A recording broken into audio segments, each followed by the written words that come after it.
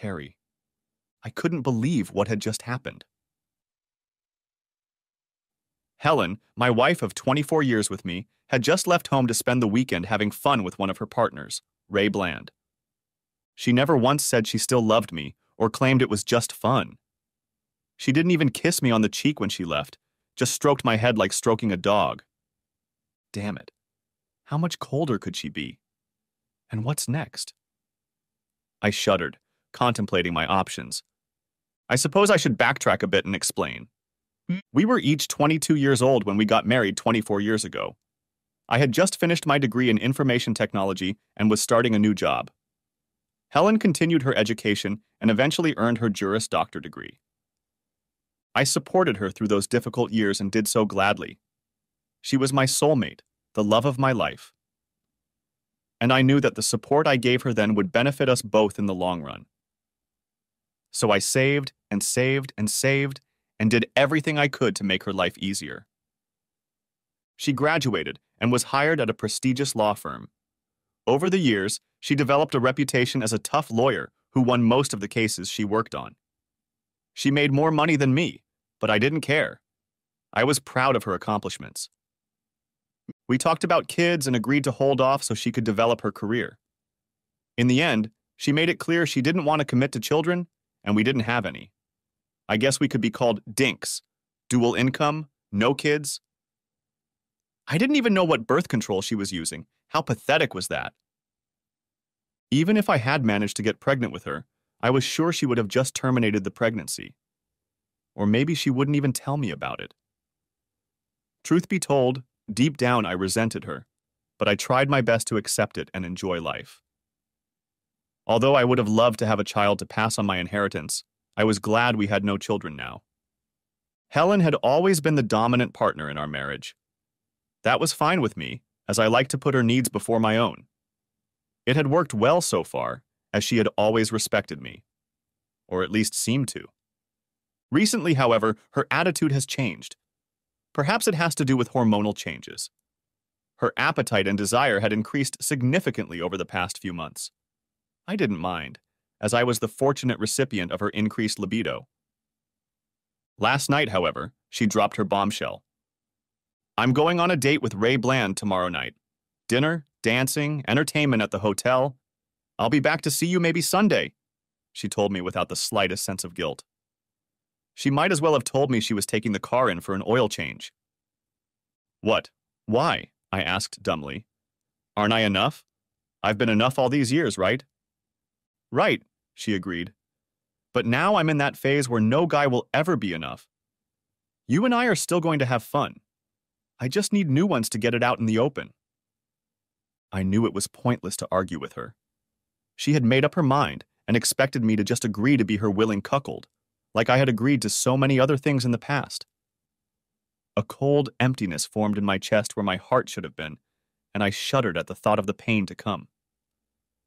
I didn't say anything, just showered and went back to bed, not bothering to kiss her goodnight. Nor did I say anything to her the next morning when we were getting ready for work. For the first time in 24 years, I didn't even kiss her goodbye or tell her I loved her. I'm not sure if that was even on her mind, but I didn't care. She was already dead to me. That day at work, I was practically a walking zombie. All I could think about was what Helen planned to do to me that night. I'd read enough stories online to know what to expect. Chastity cages, cleaning up after my lover, being forced to look at them in our marital bed. There was no way I was going to put up with all that crap. I also knew what could await me in the event of a divorce. In a nutshell, I would be the loser, and she would get the lion's share of everything. Screw it, I thought. There was no point in arguing with Helen either. I knew her well enough to realize that arguing would only cause her to dig herself even deeper into the ground. And there didn't seem to be any way to just run away. If she'd told me about her plan a month, hell, even a couple weeks ago, I could probably just clear the air, leave my ring, and walk away. Good people can get a job anywhere, and I knew I was good. But with such short notice, I felt completely trapped. There was only one way to handle this, I thought. Someone had to die. When I got home that evening, She didn't say anything and was just getting ready for her date for the weekend. While she showered and dressed, I pulled a .45 caliber M 1911 A1 pistol out of my briefcase and loaded it with a full magazine. My plan was simple. When Ray came to the door, I would shoot him. Hopefully, Helen would see it happen. I knew I would end up in jail, probably for the rest of my life, but I didn't care. But that didn't happen. When Ray pulled up to our driveway in his Maserati, he just honked. The cowardly bastard didn't even have the guts to come to the door. Helen patted me on the head like a dog on her way out. She didn't notice the loaded gun I had hidden under a pillow on the couch beside me. I didn't say anything, only growled as she walked out the door with her overnight bag. I truly hated myself then, but I recognized that even though what she was doing to me, to us, I couldn't shoot her. And running out the door, spraying bullets into a receding car seemed, I don't know, like a bad movie. When they left, I grabbed my laptop. I thought about our life together for a long time. Looking through my photo gallery, I remembered our vacations to Cancun and Paris, and the Caribbean cruise for our 10th anniversary. We both looked so happy in the photos. None of that meant anything to me now. Unlike Helen, I had no real support system, no family or friends I could count on in times of need. My sister died young, and my brother died during a stupid fraternity initiation. My father died a few years ago. Helen sent me to the funeral alone, saying she hated funerals and had 2 important things to do that couldn't wait. After my dad died, my mom's condition deteriorated rapidly, but she lived on her own until she died just 2 years ago. Before she died, I called her once a month and sent her cards at appropriate times, as I knew Helen wouldn't think twice about it. Mom took it hard when it became apparent that she would never have grandchildren to spoil. I ended up attending her funeral alone. Again. I also had a crazy uncle who moved to the Australian outback over a decade ago, and I never heard of him, although my mom occasionally brought him up in conversation. There were people I worked with and befriended, but there was no one I would call a close friend, someone I could confide in, have a drink with after work, play a game, or go fishing. I half-heartedly cursed myself for building my world around my goofy wife. I logged into our joint bank account and made some changes. Helen, like me, had her own account. We'd made that arrangement when we first got married, and she had her own credit card. Then I went to her law firm's website. I sent a letter to every address I could find on the firm's website, including her managing partner, explaining what she and Ray had done. I realized that they probably wouldn't see the letter until Monday, but that was fine with me.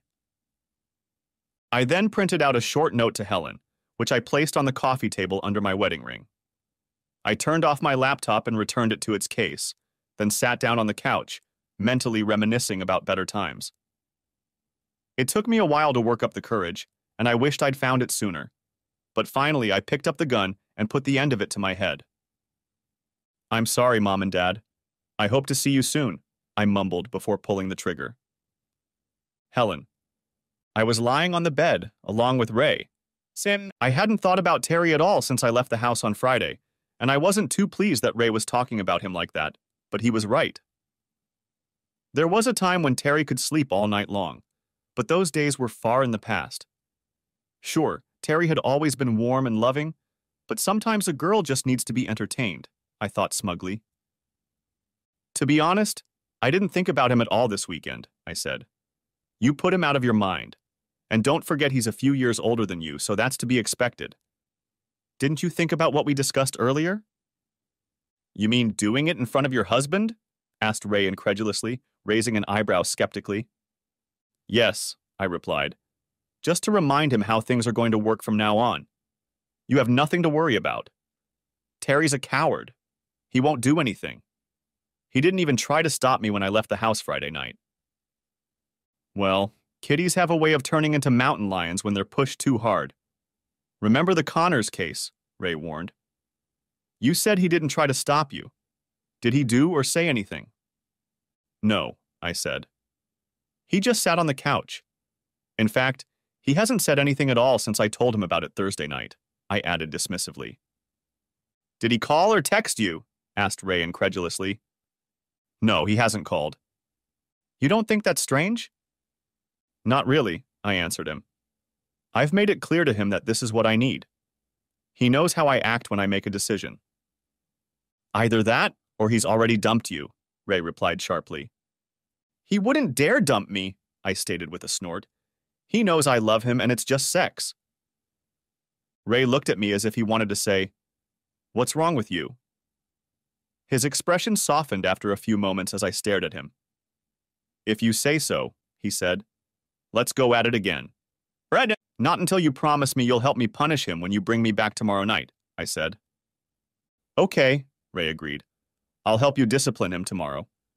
We pulled into my driveway late Sunday night. The house was quiet, almost too quiet.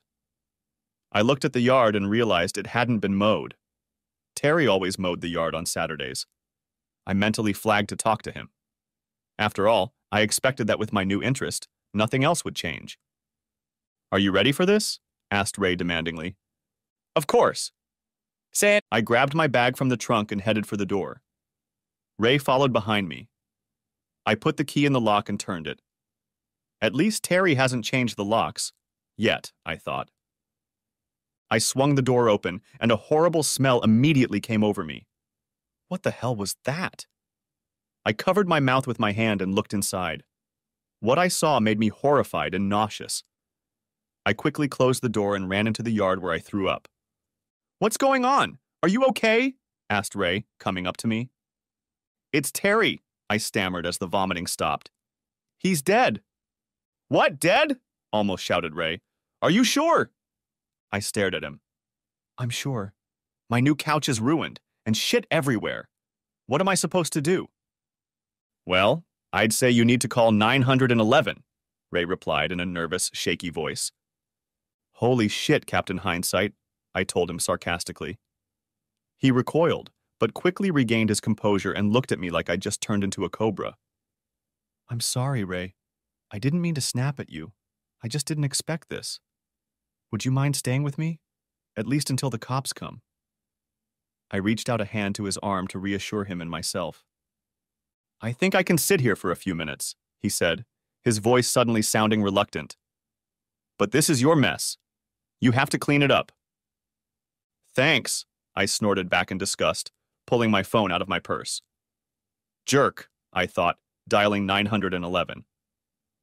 The female operator said soothingly that the police were on their way and should arrive within the next hour. She suggested I stay outside the house until they cleaned it up. Given the stench, I happily agreed. We got into Ray's Maserati to wait for the cops, and then it hit me. Terry was dead. I didn't want to... this. I wanted everything else to stay the same. I wanted him to take care of me in my old age. Realizing that, I burst into tears. Ray put his arm around me as I sobbed over the loss of Terry. You know you're going to have to call Bledsoe, Ray said when I had calmed down a little. It's bound to be in the paper. The neighbors will talk. You'll have to write an obituary. Even if you cremate and scatter it quickly, quietly, and privately, there will be repercussions. And the firm doesn't like to be taken by surprise. I know, I said quietly. Wilson Bledsoe was the managing partner of the firm we worked for. You should probably call him now before the police arrive, Ray suggested seriously. You're right, I snapped quietly and immediately pulled myself together. I was a lawyer, I reminded myself firmly. Then I pulled out my cell phone and dialed Bledsoe's home number. He answered after the third ring. Good evening, Helen, he said in his usual slow, deliberate tone. What can I do for you? Mr. Bledsoe, my husband is dead. It seems he killed himself, I told him, and my voice suddenly trembled. Well, that explains why he never responded to my email, Wilson replied in exactly the same deliberate tone. An email? I asked, puzzled as to why my boss would want to write to Terry. Yes. I got a rather disturbing email from him on Friday night. I didn't see it until after Georgia and I got back from dinner at the country club, but I replied as soon as I saw it. Is it true? What is true, sir? I asked, now concerned. That you spent the weekend with Ray Bland. We're intimate? Is that true? He repeated insistently in the same even, relentless tone he used to question witnesses. Yes, sir. It's true, I said, suddenly afraid for my job. There was a morals clause in the firm's employee handbook, and I knew I could be fired for what I had done. I also knew that in Bledsoe's case, if I was caught lying, whatever I was facing would be 10 times worse. I'm sorry to hear that, Helen. Of course I'm sorry to hear about your husband. Have you called the police yet? Yes, sir, already, I replied. You'll have your hands full for a few days. Why don't you take a week's vacation and deal with your husband's death? We'll discuss your actions and your future at this firm when you return. But I have the Wilson case, I protested. Jenny Hawkins is your second assistant on this case, isn't she? Asked Wilson. He must have known perfectly well that she was. After all, he had appointed her. Yes, sir, she is, I said, feeling my hand go numb and the phone begin to shake. Jenny is a competent attorney. I'll have her file a continuance so she can get up to speed. You, on the other hand, need to concentrate on your husband's final preparations. But I have to say, Helen, I'm very disappointed in you. I understand, sir, I said, swallowing nervously. Is Mr. Bland with you now? Asked Wilson. His tone hadn't changed throughout the conversation, and he was as devoid of emotion as a coroner pointing out a bullet hole in an autopsy. Yes, sir, that's him, I replied. Would you be kind enough to inform him to report to my office first thing in the morning, please? Wilson ordered. The tone was definitely commanding with a strong undertone of, don't even think of disobeying. Yes, sir, I'll tell him, I said. Thank you. I'm sorry for your loss, Helen. We'll talk later. Have a good day, Wilson said, and ended the conversation. I was stunned. You'd think he faced a dozen calls like this every day. I shook myself up, put the phone away, and looked at Ray grimly. Well? Asked Ray awkwardly. Mr. Bledsoe wants to see you first thing in the morning. Apparently Terry sent him a letter telling him what we're doing, I replied. My world was crumbling, and I was completely powerless to stop it. Why had Terry done this to me? Shit, Ray sighed. That means... We're totally screwed, I said, finishing his sentence. Maybe, Ray said. Or maybe we're not. Since we both have seniority, and this was the first time, maybe they'll have mercy on us. You don't really believe that, do you? I asked. Not really, but I can hope. Shit, Helen. I'm so sorry. Me too, Ray. I'm as much to blame for this as you are, I admitted. I had no idea he'd react like that. At that moment, 2 police cars with flashing beacons stopped in front of the house, and a coroner's van pulled up behind them. One of the officers approached Ray from the side of the car and asked him to move over so the van could pull in. The other officer with the clipboard asked me to get out of the car. I got out as soon as Ray started the car. Are you Miss Helen Baker? The officer asked. Yes, I admitted. May I see some identification? He asked. I pulled out my driver's license and held it out to him. He filled out the form, reading the information on my license. I watched as 3 officers and 2 others from the medical examiner's office entered the house, wearing latex gloves and white booties. As they opened the door, the officers cringed and an odor hit their nostrils. 2 coroner's technicians donned Tyvek masks and suits and rolled a gurney into the house. Can you tell me what happened, Mrs. Baker? The officer asked, getting my attention. I left the house Friday afternoon. Terry was alive and sitting on the couch when I left. I don't know what happened after that. I came back shortly before I called 911, I explained. Terry, is this your husband? The victim? The officer asked. Yes, I said. And you say you were gone all weekend? He asked, raising his eyebrows. I answered in the affirmative again while the officer made his notes. And what did you do this weekend? The officer asked in a neutral tone. I was with a coworker, I answered a little evasively, causing him to raise his eyebrows again as he filled out a form on his clipboard. It annoyed me, and my stomach twisted even more. It was one thing to tell my husband what I was about to do, and quite another to confess to a stranger. Is this the gentleman you were with when we arrived? The officer asked. Yes, I confirmed, trying to be detached and failing miserably. I'd attended hundreds of interrogations and even given a few, but this was the first time this had happened to me. He tried to hide his body language, but I realized he'd guessed, and correctly, what I'd been up to. He asked me a few more questions, which I answered as briefly as possible. Another 20 minutes passed before he finished taking my statement. I tried to talk nonchalantly, but the officer was focused. I could feel my face redden as I was required to report that I had been at the most exclusive nightclub in the city from early Friday night to late Friday night, and then didn't leave the confines of one of the most prestigious apartment complexes in the city from 11 o'clock Friday night to 4 o'clock Sunday night. I even had to turn in my apartment number. Okay, what was I supposed to do? Take a fifth? Demand a meeting with my lawyer? He was taking witness statements at a possible crime scene. I was just, a bystander. Even if I was involved. That's all I have for now, Mrs. Baker, he said. I need to speak to your colleague. With those words, the officer walked out and headed off to talk to Ray. As he walked, he passed the spot where I had thrown up on the lawn.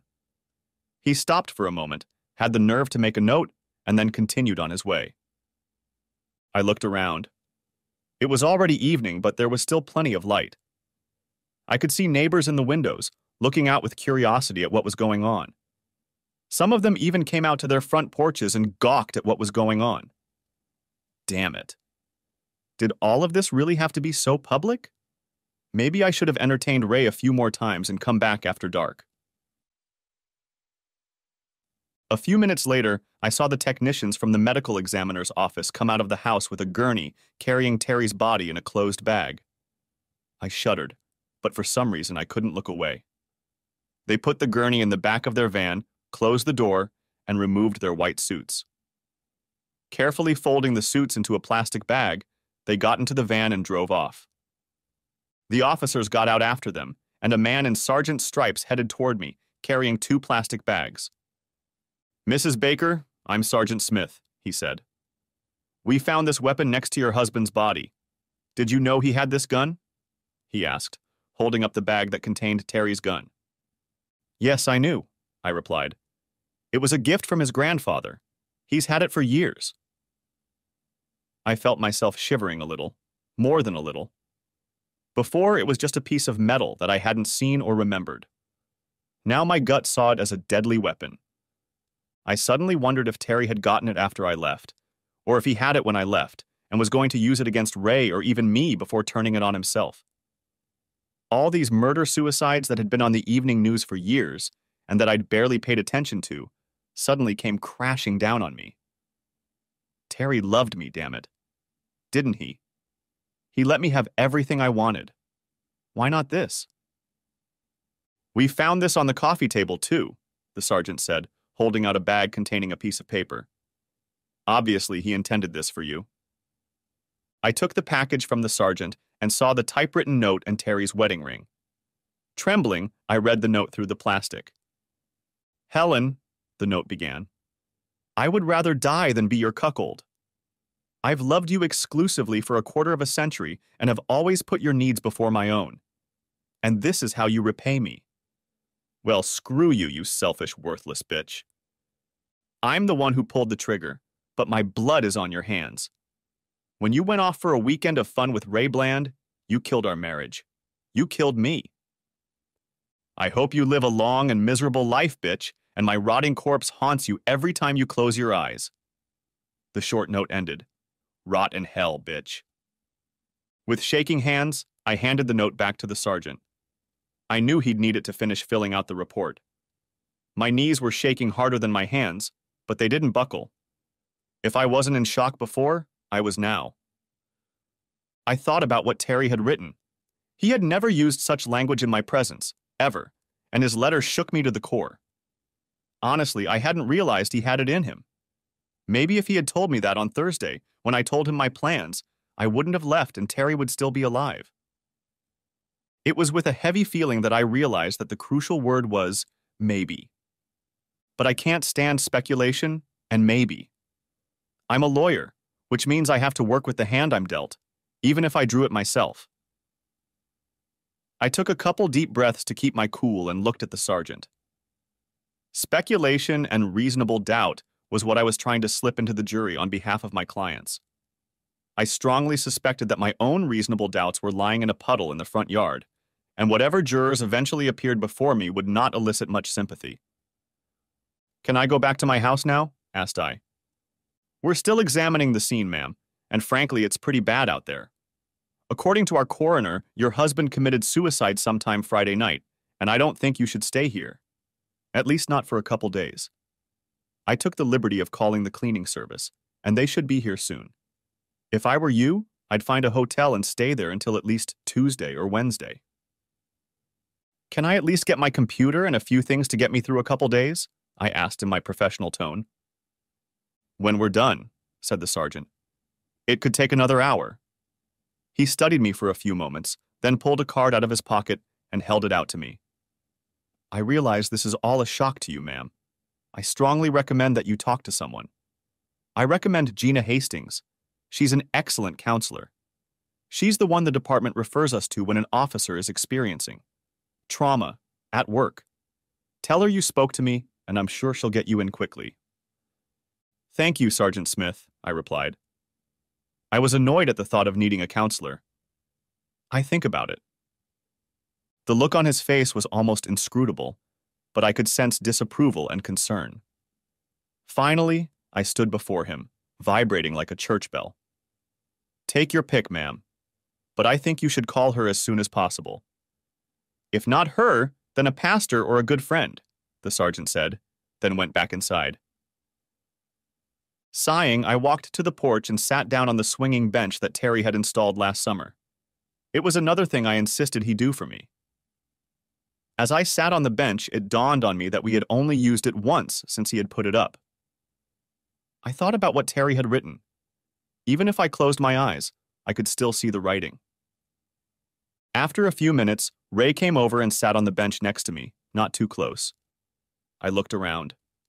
Almost all the neighbors had gone back inside or pulled the curtains after the van left, though there seemed to be a handful of persistent fidgeters left. "What did they want?" I asked uncertainly. "They wanted to know how we spent the weekend," Ray replied with a sigh. "You told them everything?" I glanced at him, too stunned to summon up anger. "Almost everything. I didn't tell them every last detail, just the Reader's Digest version," Ray said, clearly no pun intended. "What did that sergeant want?" "Terry wrote a suicide note," I told him blankly. "Crying about how much he loved you and couldn't live without you?" asked Ray sarcastically. "No. He said what he should have said to me Thursday night. Called me a bitch and said his blood is on my hands. And you know what?" "What?" asked Ray. "He's right. I'm a selfish bitch, and his death is on my conscience. You can't blame yourself. He's the one who pulled the trigger, not you," Ray replied in what he probably thought was a soothing tone. "After all, he doesn't own you. You have the right to make your own decisions." "You're right," I almost whispered, pondering Terry's letter. "And I should be responsible for the consequences of my decisions." Ray stared at me for a moment, which I barely caught, and then continued. "I've thought all this through, and I think I know how to address Bledsoe in the morning. Since I'm divorced and you're widowed, the firm has no one to cause trouble with lawsuits.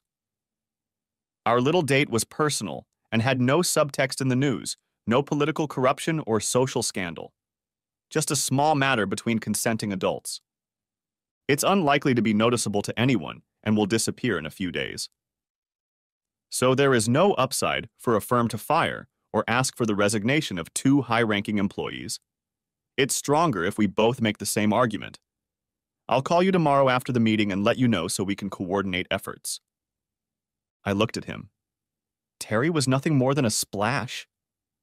The man who I now realized, albeit too late, treated me like a queen was a splash? The man I had treated as a serf was now demoted to even a slip?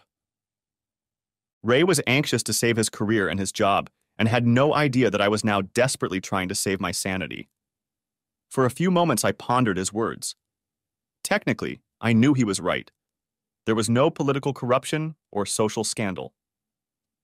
but I also knew that Bledsoe was firmly committed to the firm's code of conduct, especially as it pertained to employee relations. "Let me know what Bledsoe has to say," I finally managed to say. "I will." "Are you going to be okay?" asked Ray. "I'll be fine," I replied. Truth be told, I doubted I'd ever be okay again, but I was determined not to let Ray know that. "Call me if you need anything," Ray said before walking away. "Yeah, okay," I mumbled as he walked away. Shortly after Ray left, an unmarked white van pulled into the driveway. A young man with shoulder-length blonde hair got out of it and walked up to the porch. "Is this the Baker house?" he asked. "Yes," I confirmed. "And who are you?" "Jack Harrison. Harrison Cleaning Services." "I've been told there's been an incident," he replied professionally, holding out a business card to me. "Yes," I said quietly. "The police are still inside." "Great. Thanks," he nodded. I watched as he put on his mask, boots, and gloves, then went inside. Jack and the police officers came out a few minutes later. Sergeant Smith walked over to me as the others went to their cars. "We're done, Mrs. Baker," he said. "Here's my card. The case number is on the back. I'll have a report ready in a day or two. If you have any questions, please call me." "Thank you. Can I get my stuff now?" I asked. "Of course, but you might want to put on a mask and booties before you go inside," said the sergeant. "Mr. Harrison has some he can let you use." "Thank you," I said, taking his card. I put it in my purse as Jack walked up with a pair of boots and a fresh mask. The officers left while I put on the mask and boots. Jack opened a small jar of mentholatum. "Might want to put some of that on your nose. It's still pretty bad up there," he advised. I followed his instructions and went into the house. The ointment helped, but I could still smell the foul odor. I inspected the mess on the large sectional sofa and realized I would have to replace it. I had spent over $6,000 on this couch, and it wasn't even 8 months old. Then I looked at the abstract painting that just had to hang above the couch. It was an abstract painting that had cost me over $2,000.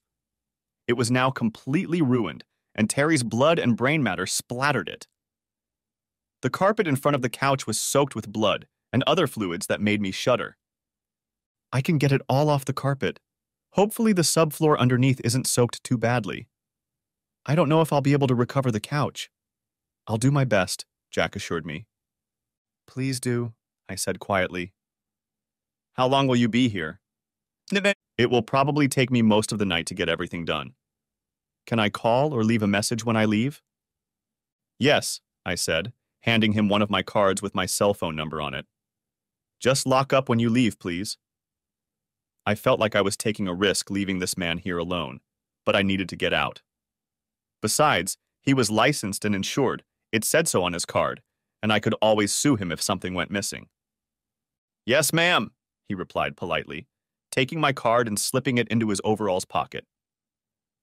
I went upstairs, packed my things for 3 days, grabbed my laptop bag, and quickly left the house before my stomach rebelled again. Jack was already hard at work in the front room. I told him I was leaving, and he waved as I walked toward the garage through the kitchen. I pulled up to the Holiday Inn Express, a hotel not far from our house, and went inside, hoping they had a room available. Luckily, the room was found, and I handed the clerk my ATM card. A few minutes later, she returned, frowning slightly. "I'm sorry, ma'am, but this card has been declined," she said, holding the card back out to me. "What?" I asked, shocked. "We always had enough in our joint account to pay at least 6 months' worth of bills." "We'll have to find out," I thought, grabbing my credit card, the balance of which I knew was more than enough to pay for the room. The card worked, and I went up to the room. I was angry that our ATM card didn't work, and I was determined to get to the bottom of it. The first thing I did was turn on my laptop and logged into our joint account. If Terry were alive, I'd kill him myself, I thought. When our account opened, I saw a warning that the account balance was low. I almost lost my senses when I saw the balance. $24. What the hell had Terry done? Digging deeper, I saw that he had donated all but $24 to children's charities, including a local church orphanage. I'm sure this was his way of letting me know that he wasn't happy about my decision not to have children. But why was it necessary to leave $24 out of the thousands we had in our account? My biggest concern was covering the bills we had to pay this month. All of our bills were paid automatically, so I transferred enough from my account to pay this month's bills. I wondered if Terry had done something similar with his account. I didn't have the credentials to log into his online banking, so I made a note to stop by the bank tomorrow. By this point, I was exhausted both mentally and physically. Plus, I was hungry since I hadn't eaten anything since lunch, so I stopped at the nearest fast food restaurant and ate a greasy hamburger, which didn't go down too well on my already queasy stomach. Back in my room, I showered and got ready for bed.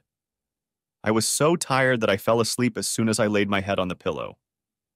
Well, well, well, I see you finally decided to get your lecherous ass back in the house, said a male voice.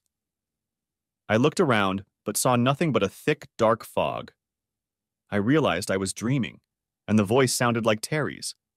Only it wasn't the quiet, soft Terry I knew. There was some sharpness in that voice. Terry, is that you? I asked uncertainly. I can't see you. Can you come out so I can see you, please? Sure, a male voice replied. I saw a shadowy figure step forward. I almost threw up when I saw him. Half of his head was missing. As he walked towards me, shards of bone fell away from his skull, and I could see what was left of his brain. I was horrified and took a step back.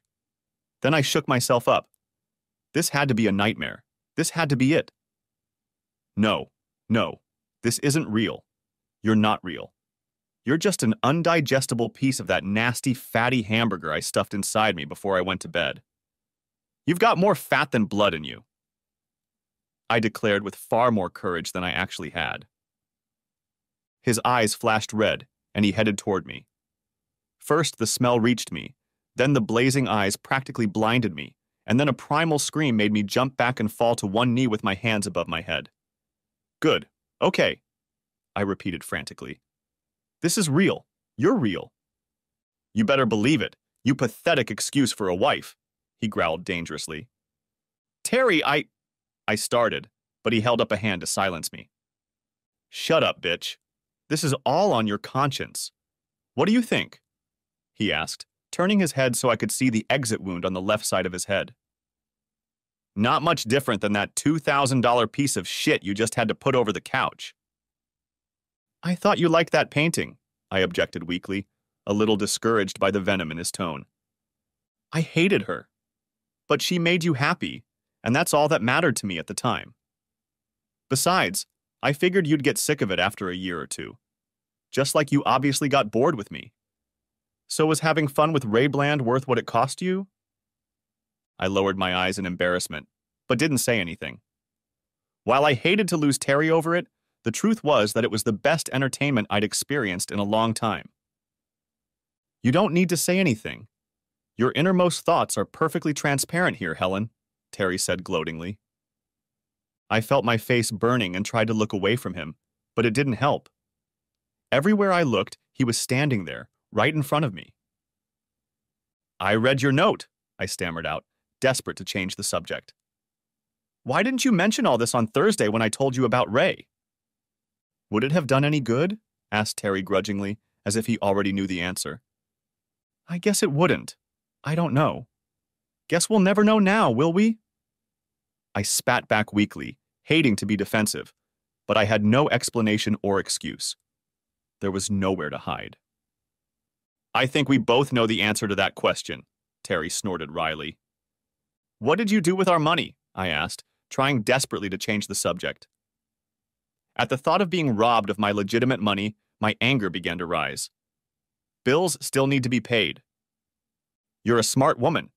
You'll figure it out on your own, he replied dismissively, shrugging his blood-spattered shoulders.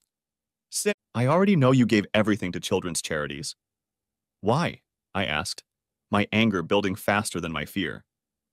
What do you care? You denied me children even though you knew how much I wanted a child when we got married. I decided he should be where he could be put to good use. If I can't pass it on to my own child, I decided that other children should enjoy the fruits of my years of labor, at least the one you haven't spent yet. But what about me? You know how I feel about having children, I protested, becoming furious. Yes, I do. After we've been married for a few years, you made it clear that you didn't want to be burdened with a career and a baby. You didn't want to lose your figure. You always thought a baby would interfere with your work and your climb to the top. And you got your way, as you always do. Just like you did with Ray. By the way, how are you doing with that? At least I'm still alive. I didn't choose the coward's way, I hissed. His eyes flashed red, and I suddenly hoped frantically that this was some kind of sick, guilty dream. If this was reality, I was totally screwed. Cowardly way out, huh? You think it was easy for me to blow my head off? I don't think so. It was the second hardest thing I've ever done. You know what was the hardest? He growled. His growl was like the growl of a wolf sinking its fangs into your throat. No. What? I whispered back, startled by the change of subject. Watching you walk out the door to be with Ray, Terry growled again. After 24 years of devotion. The tone of his voice was far scarier than the sight of his mangled body. I told you it was just one weekend. I told you I loved you. You knew I'd come back, I said in desperation. Yeah, that's exactly what you said on Thursday. Do you remember what you were doing right before you left? No, not really, I said. What? You patted me on head, like a damn dog. You obviously thought I'd agree to be your willing cuckold. Okay. I don't remember that, but I'm pretty sure I meant love, I protested. Terry suppressed a blood-chilling chuckle before continuing. Yeah, that's right. You expect me to believe that shit? It's true. I didn't want to hurt you. It would have just been one weekend, and then we'd have the rest of our lives together. We would have gotten through it, I insisted. Do you really think that after that weekend I would want to touch you again? Knowing what you did? And probably would do it again when the itch came back? You're just delusional. I told you I'd rather die than be your willing cuckold. And don't lie to me. I know that's exactly what you meant. How do you know that? I asked. Remember, your thoughts are transparent here. Look, he added, pointing to something to his right. I couldn't help myself. My eyes followed his gesture. Out of nowhere, a cloud of swirling silvery mist appeared, which then turned into a large silvery disk. I felt a cold, terrifying ripple run through my mind and my soul, and I groaned. An image appeared on the disk, like a window into another reality. For a moment, I thought I was watching some cheap movie, but in a flash of horror, I recognized my wife and Ray. Good God, was this really how I saw Terry when I thought about it? There was a gurgle of agonizing disgust right behind my left ear, and I didn't dare turn around to look as I realized that, like icy claws tearing at me, what was left of my husband was standing right behind me. I cried out weakly in pure, distilled, petrified fear and tried desperately to deny what I was up to, mentally chasing it away. Unfortunately, the next revelation was even worse. I was the undisputed star of this particular show. That didn't happen, I protested hoarsely. No, but you and Ray talked about it, planned it, Terry said. You may well have done it. What excuse were you going to give me? Were you going to say it was only going to be a one-time thing? I looked at Terry, shocked. How could he possibly know about this? Yes, Ray and I had discussed it, but we hadn't made any firm plans. Really? But none of that happened, I insisted. It doesn't matter. Here where I am, thinking and talking about something is the same as doing it, Terry replied. And what is it exactly? Heaven? I asked with a dismissive smirk. This? Asked Terry, looking around the place where we were standing. I don't think so. And before you ask, it's not another place. It's just a meeting place between your reality and mine, Terry explained. At that moment, I heard a loud zing, and a red light began to shine through the fog. What was that? I asked. Our time has come to an end. I have to get back, said Terry. Don't worry, we'll talk again, I'm sure. Wait, I have a question, I pleaded. Just one? Sarcastically retorted Terry. For now. Why did you leave $24 in the account? You're a smart woman, counselor. You'll figure it out for yourself, Terry hissed. See ya, he added, and turned his back to me. I sat up in bed, my body covered in sweat. Sunlight streamed into the hotel room, and I glanced at the clock. 8:30 in the morning. Damn it. I knew I'd fallen asleep last night, but I felt like I'd just finished a marathon. Exhausted, I walked into the small bathroom and did my business, then looked at myself in the mirror. There were dark bags hanging under my bloodshot eyes, and my face looked even more wrinkled than before. I'm only 46 years old, but the face in the mirror looked at least 10 years older. I remembered Terry telling me many times that I looked 10 years younger than my years, and sighed heavily. I had a full day ahead of me, so I showered and then dressed in my usual jeans and a simple blouse. After checking myself one last time, I went downstairs to get some breakfast and a much-needed cup of coffee. Today was the first day of my entire screwed-up life. At the time, I didn't know how screwed up it would be yet. Chapter 2. Snap. I walked into the small dining room and picked up the morning paper. I was eerily curious to see if there were any reports of Terry's suicide. After getting a light breakfast and a cup of coffee, I sat down in a corner, away from prying eyes, and opened the paper. There was a small notice on page 2 about Terry Baker apparently shooting himself and surviving, but my name wasn't mentioned, which made me feel a little better. The last thing I needed was unwanted attention from well-wishers. I finished my breakfast and walked to my car. As I got in my car, I heard my phone ring, pulled it out of my purse, and saw that it was a call from Ray. I remembered that Wilson Bledsoe wanted to meet him early this morning, so I answered the phone. Hey, Ray, I said. How'd it go? About as well as I expected, Ray replied in a resigned tone. They put me on administrative leave while they investigate and determine my fate. You know they have policies and procedures for this kind of thing that they have to follow. But things aren't looking good. When will you know the outcome? I asked. Sometime in the next 2 weeks, Ray said. But I'm not going to sit on my laurels. I'm going to probe the candidates. We'll see what happens. How are you holding up? He added as if by the way. I'll be fine, I replied bravely, not wanting to tell him about the disturbing nightmare of last night that still haunted me. Just then another thought hit me. By the way, does anyone else in the office know? Only anyone with an internal email address, Ray replied annoyingly. Looks like your kitty husband told everyone. Shit, I sighed, seeing my career and reputation go down the toilet. Anyway, there's no point in hiding it now. Do you want to meet for lunch or something? He asked with a slight hopefulness. I stared at my phone for a moment. It was like I was reading his mind. He was on vacation and had nothing to do but look for a job and have some more fun. Hell, I just turned my life around. Finally, I broke the tense silence.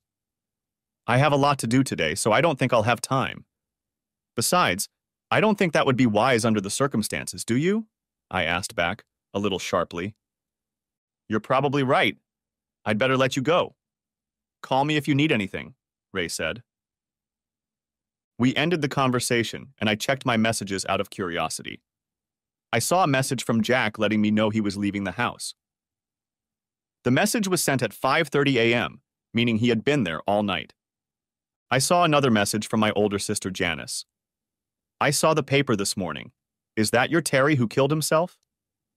Yes, I texted back. I'll call and explain later, I added before sending the message. Janice was 2 years older than me, and while we'd always gotten along well, she tended to play the role of mother hen. Truth be told, I just didn't want to fight with her at the moment.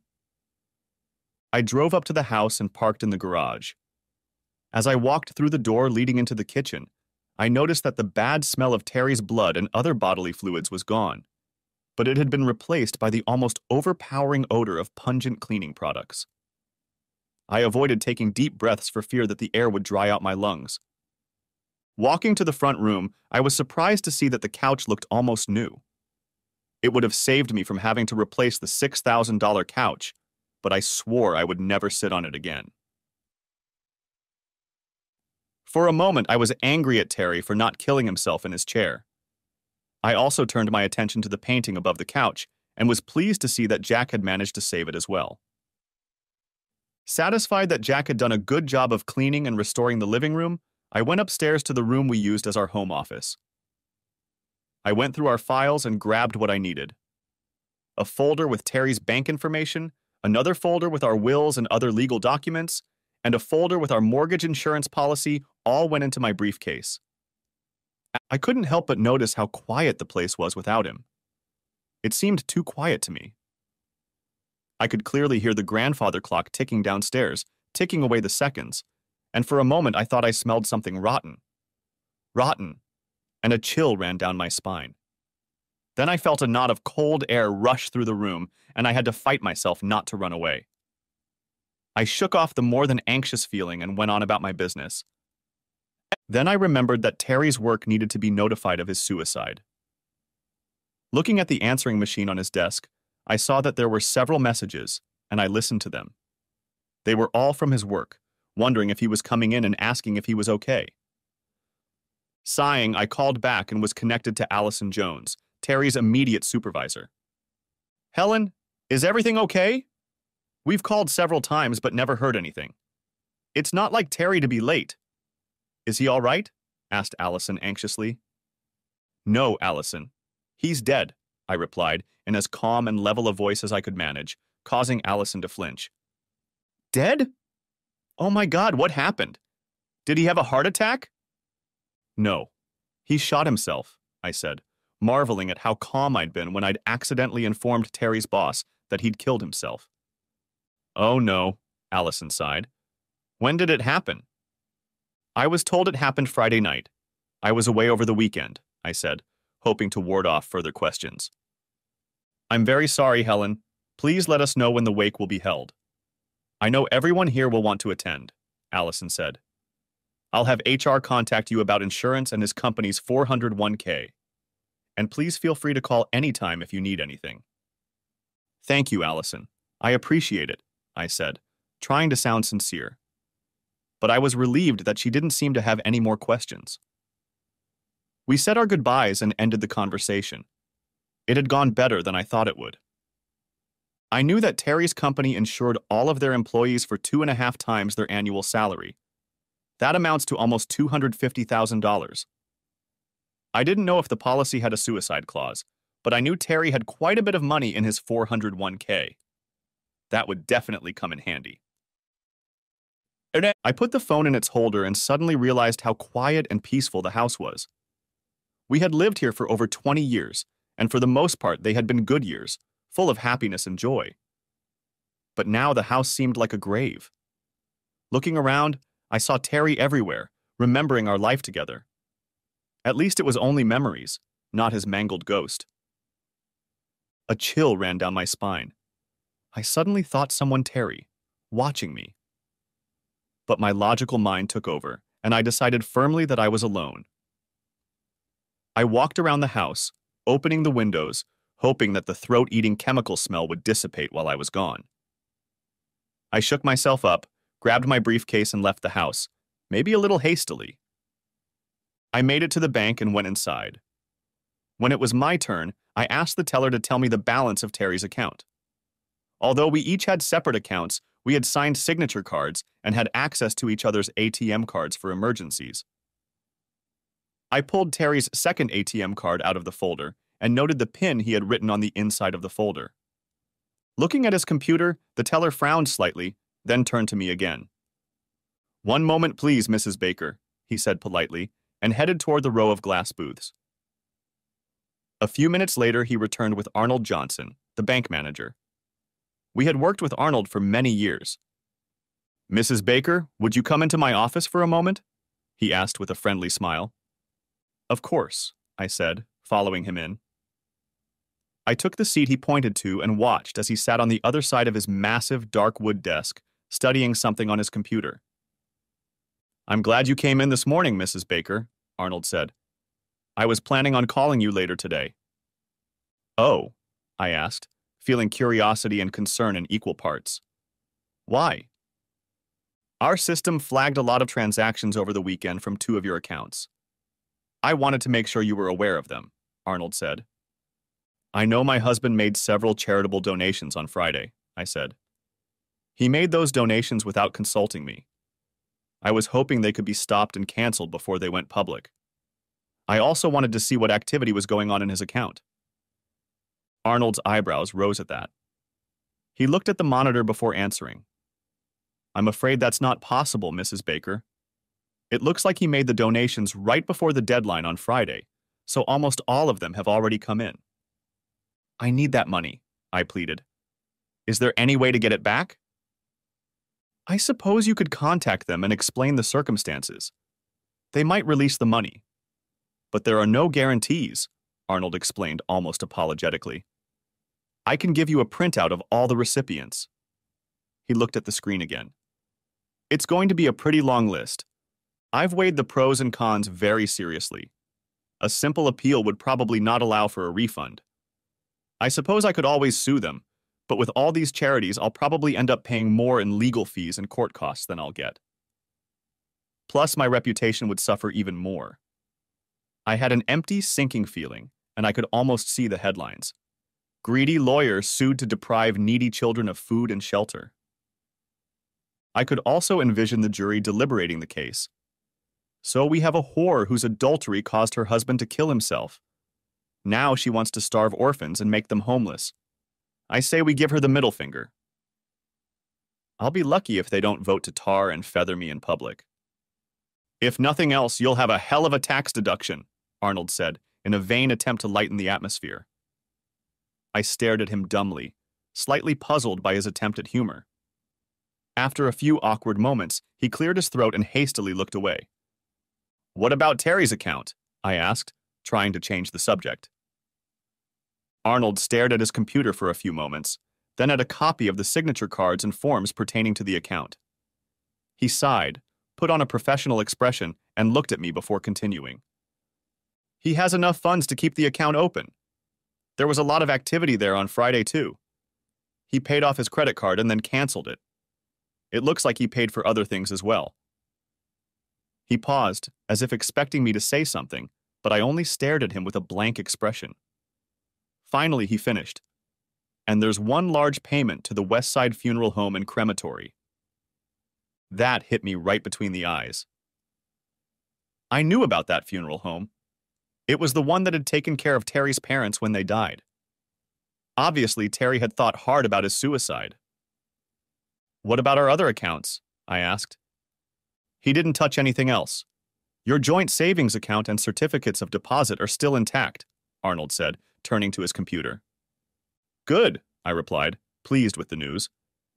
Is there anything else you need, Mrs. Baker? He asked. Yes, I replied, pulling another folder out of my briefcase. I need to apply for insurance on our mortgage. Our mortgage was handled by the bank, and they insisted that we take out an insurance policy to pay off if anything happened to Terry or me.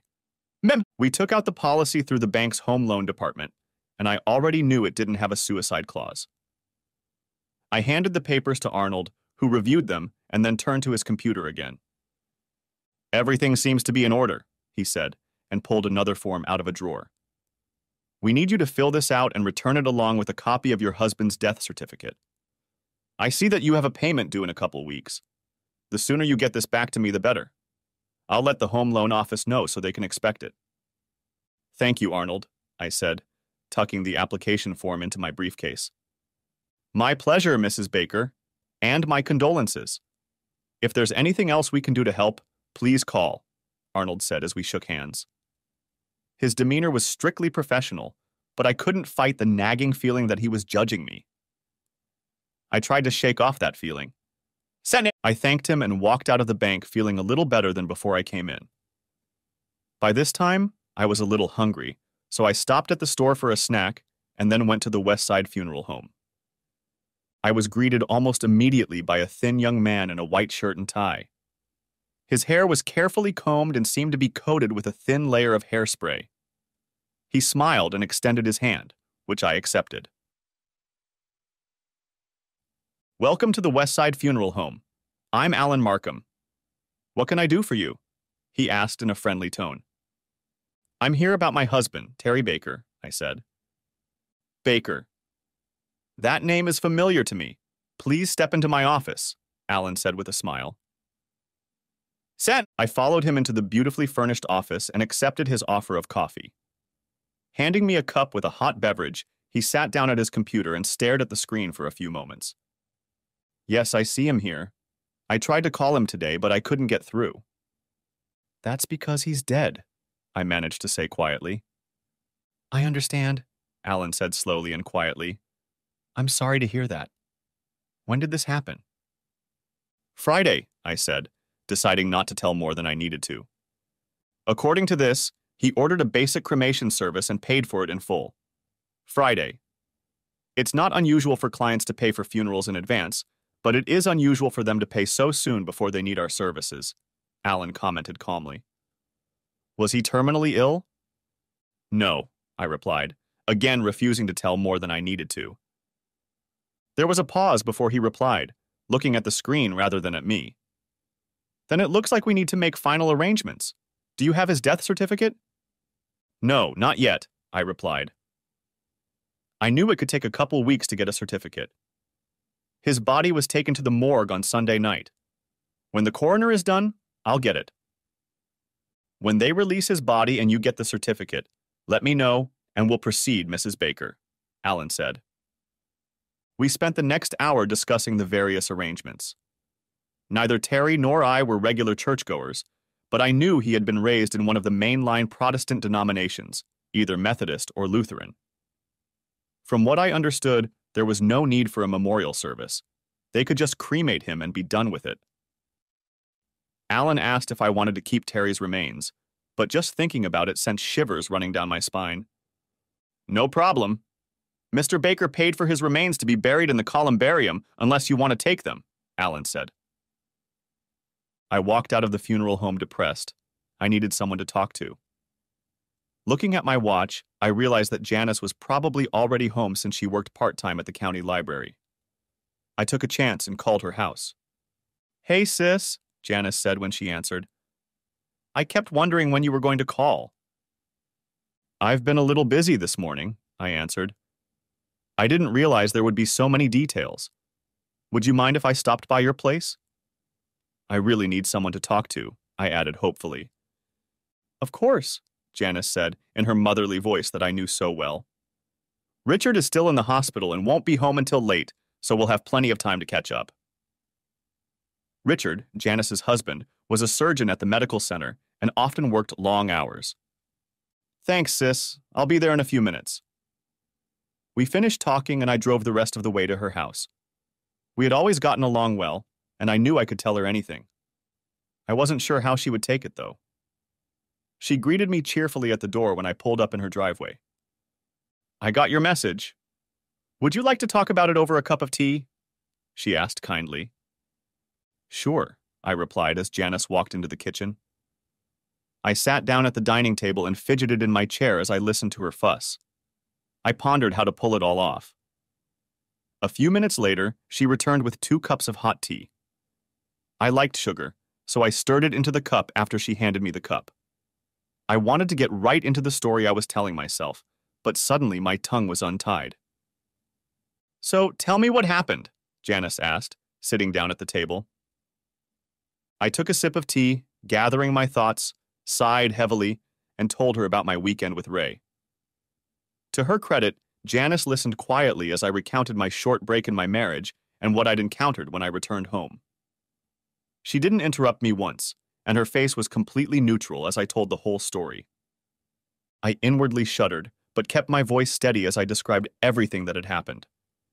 Well, except for the fact that I had planned to have Ray entertain me in front of Terry when we got home. That wasn't important. And the nightmare about Terry, since I didn't want her to think I was crazy. And I didn't say anything about the fantasy I'd shared with Ray about being the center of attention for him and his friends. It was just a fantasy, and it had no effect on Terry's reaction, since he couldn't have known about it. Well, at least not until dead. Anyway. And here I thought you were smarter than me, Janice said quietly when I was done. After all, you became a big-time lawyer, married a man who busted his ass to support you while you finished college. Was your weekend worth that expense? Her tone was flat and unemotional, but to me it was almost like a slap in the face. It was just supposed to be a short break, I objected seriously. I told Terry it didn't mean anything. It was just sex. Something I needed to do before I got too old. Just one weekend. And he chose the coward's way. I snorted dismissively and stared into my cup instead of looking at the expression on my sister's face. In the back of my mind, I realized that I had just lied to my sister. I'd told Terry that it was just one weekend, but I'd planned for it to really be the first weekend of more. But Terry didn't know that then, and she didn't need to know that either. Just sex, huh? And you expected him to welcome you back with open arms like nothing happened? Come on, sis. You can't be that stupid, Janice said, keeping the quiet, motherly voice that I could see she used so effectively for her own children. Suddenly, I was indignant. I was a woman, and a damn beautiful one at that. Hadn't I just proven that? I had come for confirmation that I was fully justified, hurt, and inconvenienced, and I had a sinking feeling that seemed to foreshadow that I might not get everything I wanted. I glanced at her, and the expression on her face gave me a look of uneasiness, as if she could read my mind. Then the mother woman's tone returned, like an imperceptible whip with invisible barbs. Is that if Terry came home and said he was going away with a woman for the weekend before his attraction faded, would you welcome him home with open arms? I had never thought of that, and certainly never expected such an attack from my own sister. So I reflexively replied, first of all, Terry would never cheat on me. He wasn't that kind of person. Second, I would have destroyed him in the divorce, and he knew it. Even as I spoke, I realized how that sounded. I had just admitted to being exactly that kind of woman. If I was in a courtroom and stuck my foot in so deep, I'd call a recess. Janice didn't even blink, and I realized that she knew me so well that she expected me to react this way. I see. So you're allowed to play and he's not, right? Janice asked, still in mother-woman mode. Of course not, I protested, losing my balance. He had no reason to need more variety when he had me. I was the one who needed more variety, deserved it. Then I realized how much more I'd given away, wrinkled my nose, and hastily added, besides, it was only once. Really? Or would you have gone further? Would you have made Terry watch or settle for sloppy seconds? Would you have brought home different men? My sister asked. I stared at her with my mouth open. This coming from my calm, traditional, older sister? It was disorienting. What? You think I don't know about these things because I work part-time at the library? Did you do anything like that with Richard? I asked, shocked. Of course I haven't. I love and respect Richard too much to do something like that. But I know others who have done that. Her hint was obvious. That I no longer respected Terry was obvious, or I would never have done what I did. D's. And what did their husbands do? I asked, curiously awaiting her answer. Most of them divorced their wives, Janice said, taking a quiet sip of tea, and then continued in the same tone. Of course, some went even further and exposed their wives to relatives and friends, emptying the family accounts. Burning them. And you still haven't answered my question. Was having fun with this Ray Bland worth jeopardizing 24 years of marriage? It was suddenly as if someone had hit me over the head with one of those old commercials, and I realized the meaning of the $24 Terry had left in our joint account $1 for each year we'd been married. Damn. Janice must have noticed my sudden change in facial expression. What's the matter? She asked, raising her eyebrows. Terry donated all but $24 from our joint account to a bunch of children's charities, I mumbled by way of explanation as my brain digested this revelation. Really? Replied Janice, giggling. That's not funny. That account had 6 months' worth of bills on it, angrily exclaimed I. But you have to give him credit for style, said Janice with a slight chuckle. And what does that mean? I asked, growing increasingly angry. Didn't she realize the predicament this put me in? At least half of that money was mine. You denied him the one thing he always wanted, children.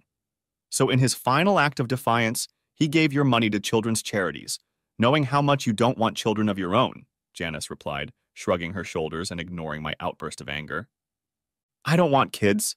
I just never wanted them, I objected sharply. Oh, please, Helen. I'm not stupid. I've seen the way you've behaved with our children. Why do you think they eventually left you alone? In fact, I don't think I've ever seen you with a baby in your arms. It was always obvious to us that you didn't like children. I just never wanted to have any of my own. After all, it's my body, I continued smugly. Yes, it is. And Terry respected that, although I'm sure you told him that after the wedding. She sighed and set her cup aside.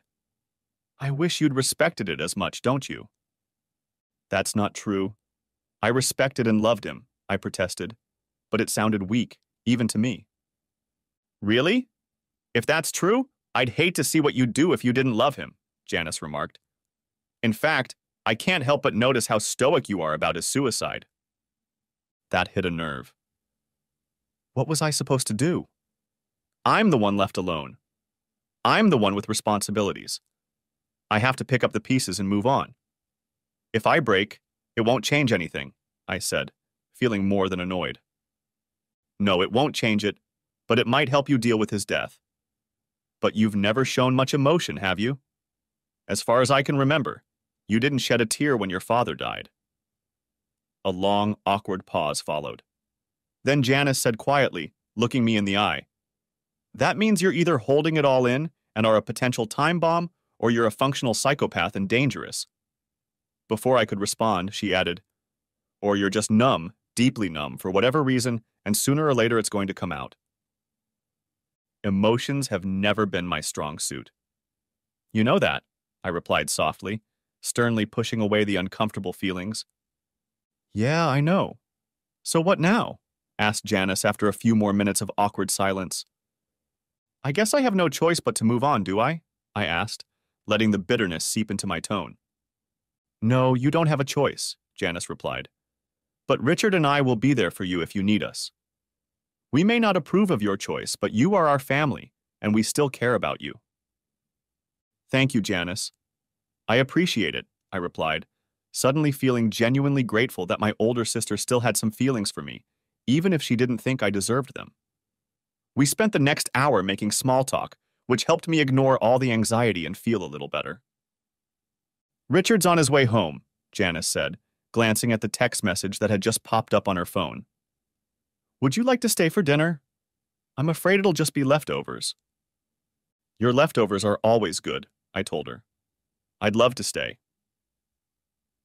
We had a nice dinner and talked about everything but the 800-pound gorilla in the room, which was fine with me. Richard wasn't as talkative as usual, but at least he showed some mild empathy. When he first entered the house, he nodded at me and cast a quick glance at Janice. They exchanged a quick series of barely perceptible nods, fleeting eyebrow raises, and almost imperceptible shrugs. Deep, married communication. I looked away to hide my expression and wondered when Terry and I had lost it and buried it deeply. Silly musings wouldn't get my money back or pay the bills. We moved on to the main course, lasagna. Janice was so used to cooking for the whole family that she always made way more than they could eat. Then she brought out an apple pie that she had baked herself. I had always enjoyed her pies, so I graciously accepted a healthy slice. We ended the evening with a small glass of wine and light conversation. Realizing it was time for me to leave, I thanked Janice for the treat and headed for the door. Janice stopped me and put her arm around my shoulders. We really love you, Helen, she whispered, hugging me tightly. Thank you, I whispered, caught off guard. I love you too. If you need anything, just give me a call, Richard added quietly. Thanks, I told him. We said our goodbyes and drove back to the hotel. Back in my room, I turned on the TV for background noise, changed into my nightgown, and plopped down on the bed. My eyes were fixed on the TV, but in my head I was reviewing my conversation with Janice. As I pondered her words, I realized that she was right. About everything. Was I really as indifferent and unemotional a selfish bitch as she had made me out to be? Yes, I heard Terry answer, forcing myself to turn around in surprise at the voice. He was leaning against the wall and looking down at me. Why are you here? I asked, perplexed. It's simple. You fell asleep, he said with a slight chuckle. Fell asleep? I didn't remember that. The last thing I remembered was hearing someone's conversation on the TV. When had I fallen asleep? Are you going to haunt me in every dream? I asked, with a cold feeling in my stomach. I wouldn't last long if I was afraid to fall asleep. That's the plan, he replied with a crooked smile, made even more crooked by the exposed parts of his skull. So you really think I'm an uncaring, emotionless, selfish bitch? I replied, going on the offensive with more boldness than I actually felt. Yes, Terry replied, not the least bit embarrassed. It's obvious by your actions. Take a look, he added, nodding toward the television. Surprised, I looked at the TV and saw what looked like a movie of my life, or at least parts of it. After a few minutes, I felt tears about to stream down my face as I watched scenes from our wedding. We both looked so young and vibrant, full of love and happiness. As the movie went on, I saw changes, mostly in me, I reluctantly admitted. Terry was always there for me, providing support when I needed it. He worked so hard in those early years so I could finish school. We saved money, often eating hamburgers that Terry cooked on an old gas stove in the tiny apartment we shared. We didn't have much in those days, but we didn't care. We had each other, and that was all that mattered. Right after graduation, I was hired, and things started to change. We saved enough money for a down payment on a house, and bought it when the market was still good. We lived frugally for a few more years, but things gradually got better. As my career took off, I realized that the kids were only holding me back. I tried to turn away and couldn't. I was told right to my face how self-centered I had become. Over time, I stopped noticing Terry's work, brushed aside his worries and concerns. And as for his personal dreams and needs, I stopped listening. From the beginning, I didn't really want to get pregnant, but I kept it from Terry.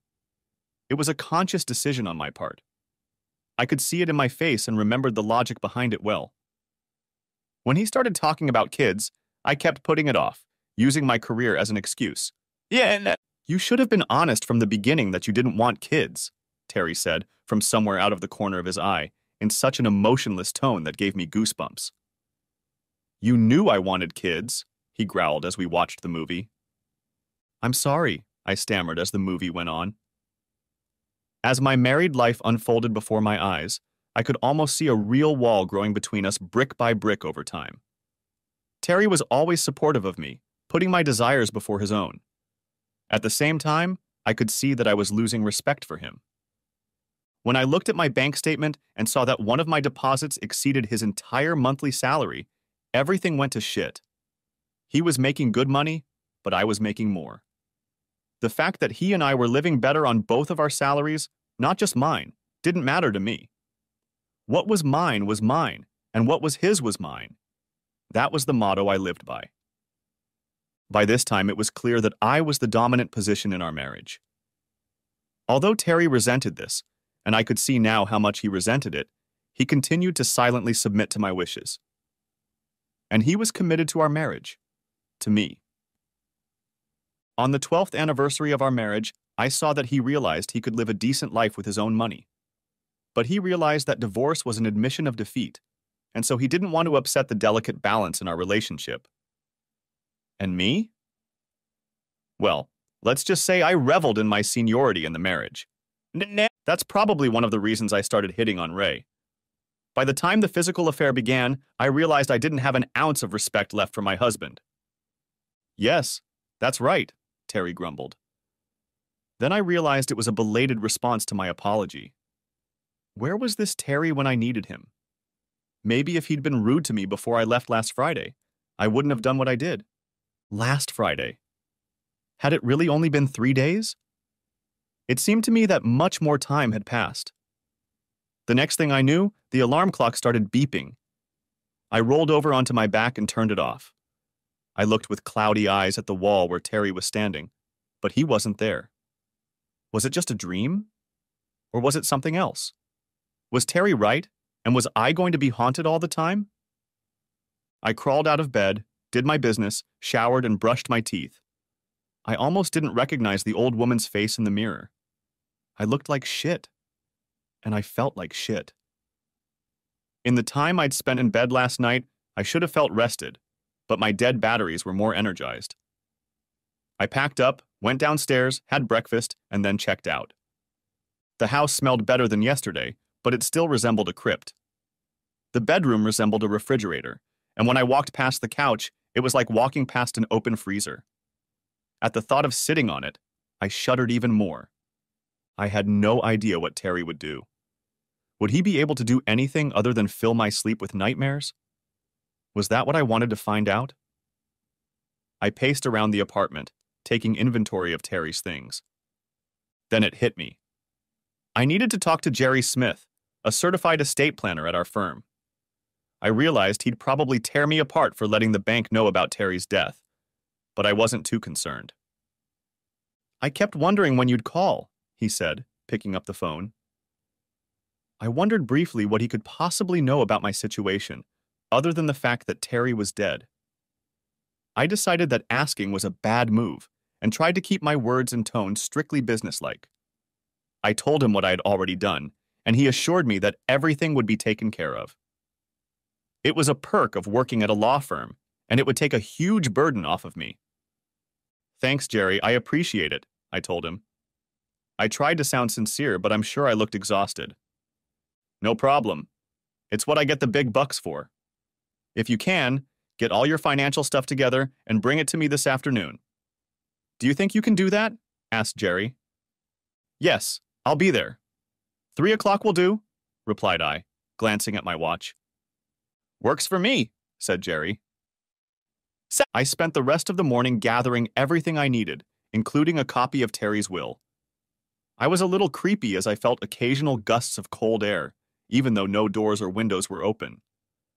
More than once I heard creaks, as if someone was walking up and down the stairs.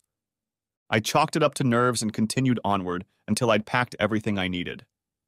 A nice hot shower helped calm me down, and I left the house, changing into something less casual than jeans, but more casual than the business suits I usually wore.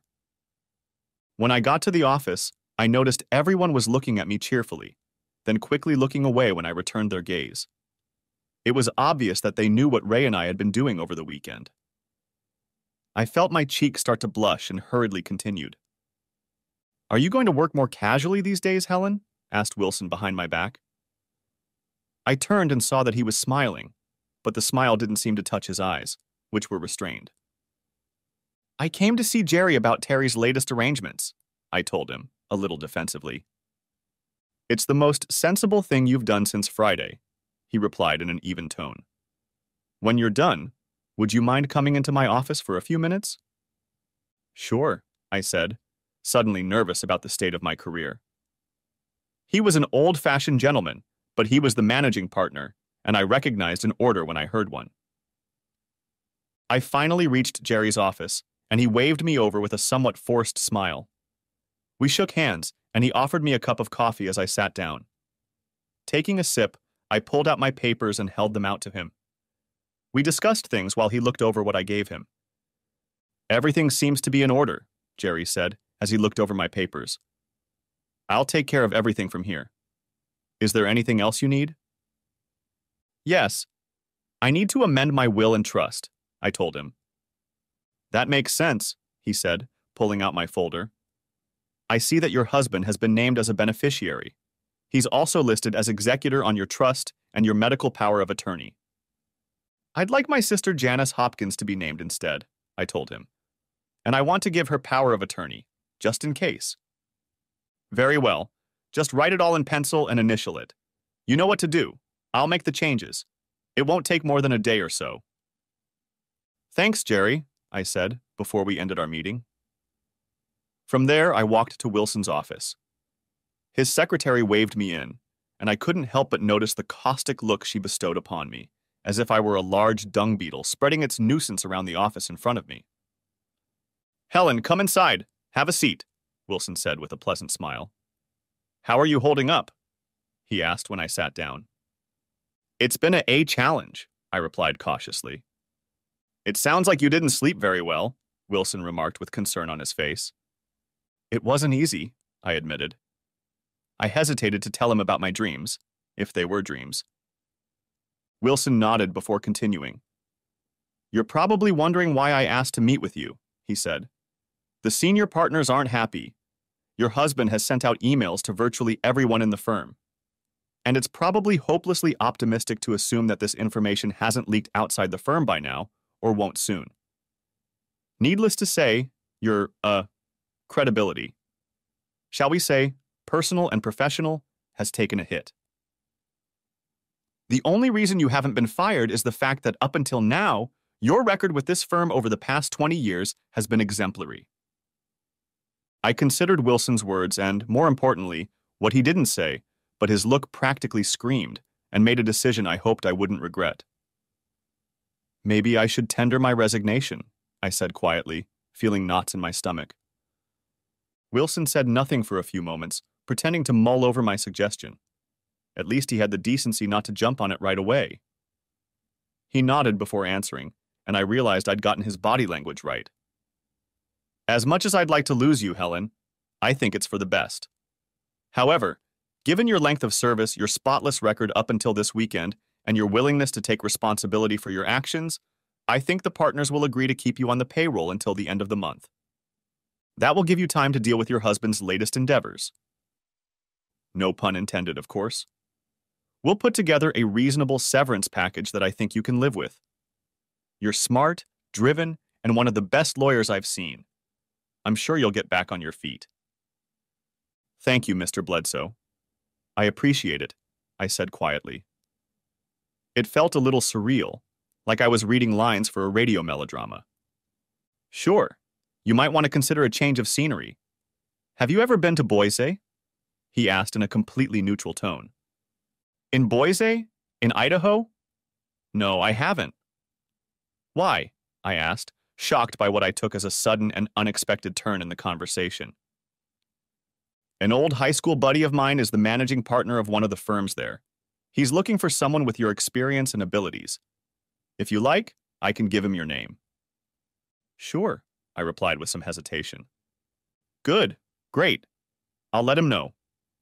"Here's his card," Wilson said, holding out the card to me. I glanced at it briefly and then put it in my purse. Sure, I could call Ray, but part of me wanted to never have anything to do with him again. I fought down my morbid curiosity. "Can I ask about Ray? What's going to happen to him?"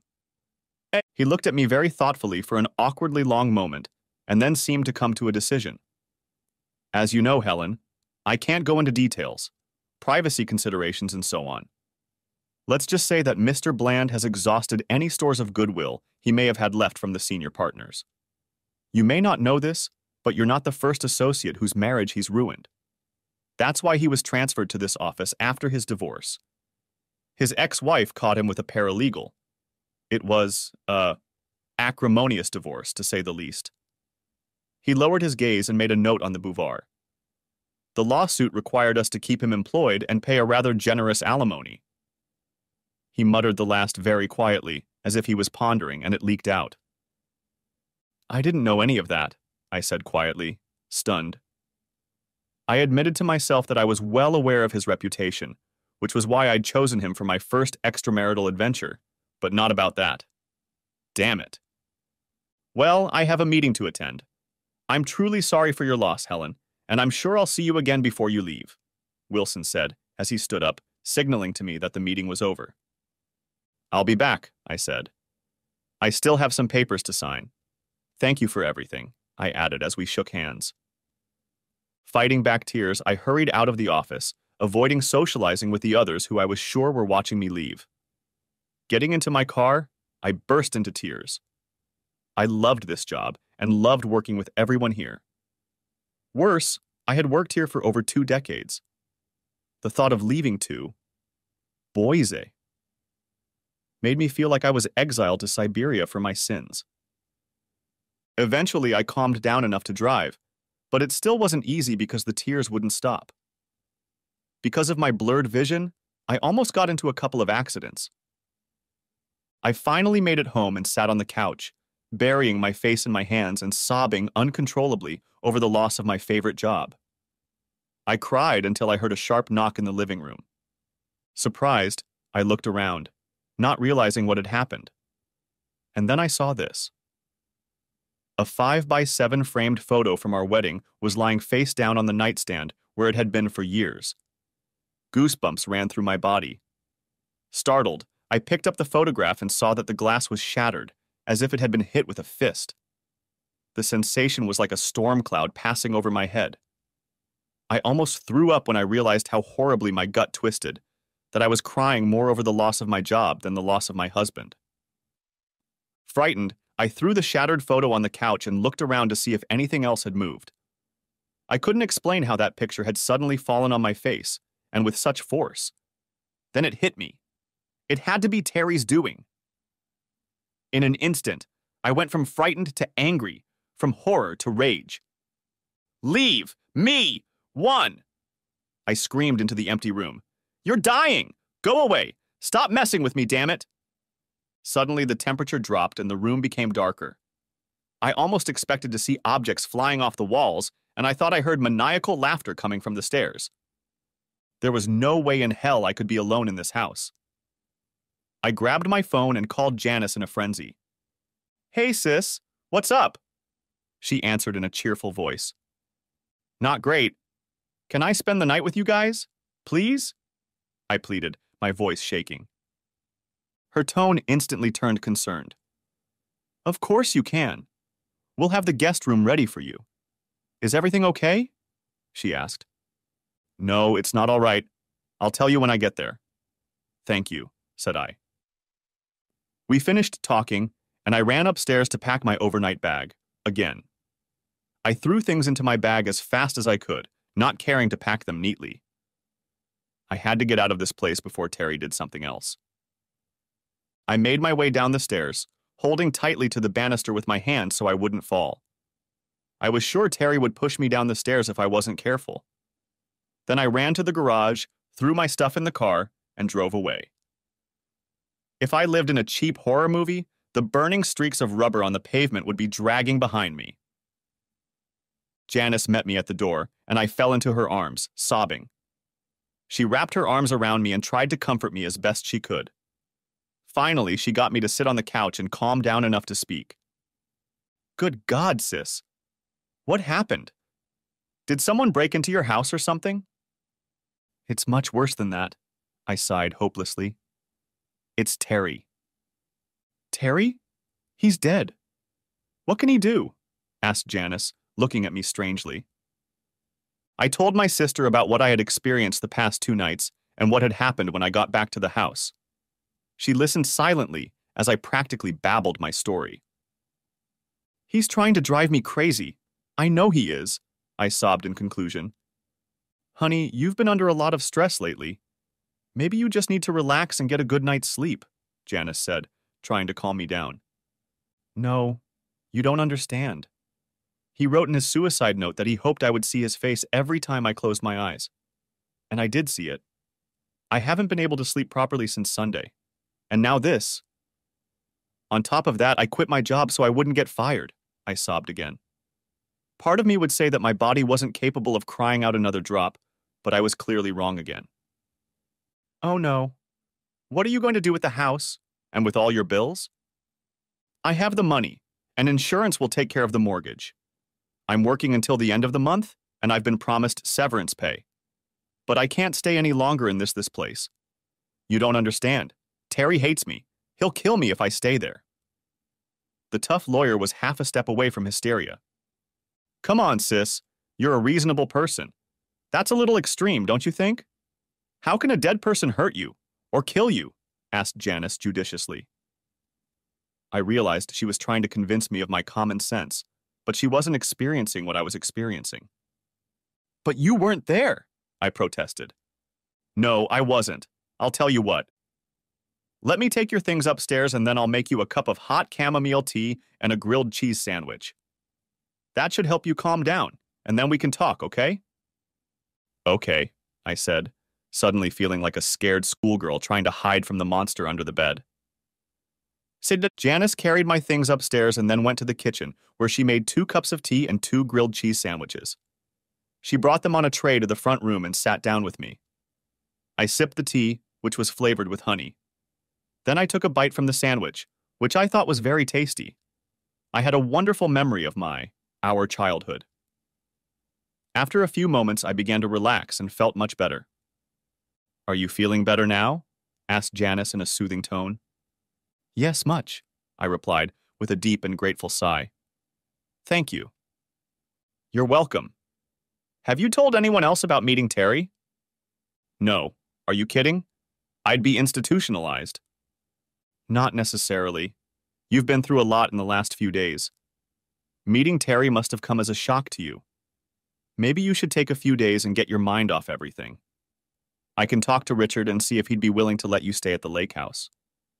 A few days in the country might do you good, Janice suggested. You may be right. Wilson said I need to get away too. He suggested I go to Boise. Boise? What's in Boise? Asked Janice, shocked, surprised, and a little amused. A friend of his is the managing partner of a law firm there. Apparently he needs a good lawyer, I replied. Are you going to invite him? Janice asked. Asked Janice. I don't. I suppose I should at least call him, but I'd hate to leave here. You and Richard are the only family I have right now. I took another sip of tea before continuing. By the way, I changed my will and trust.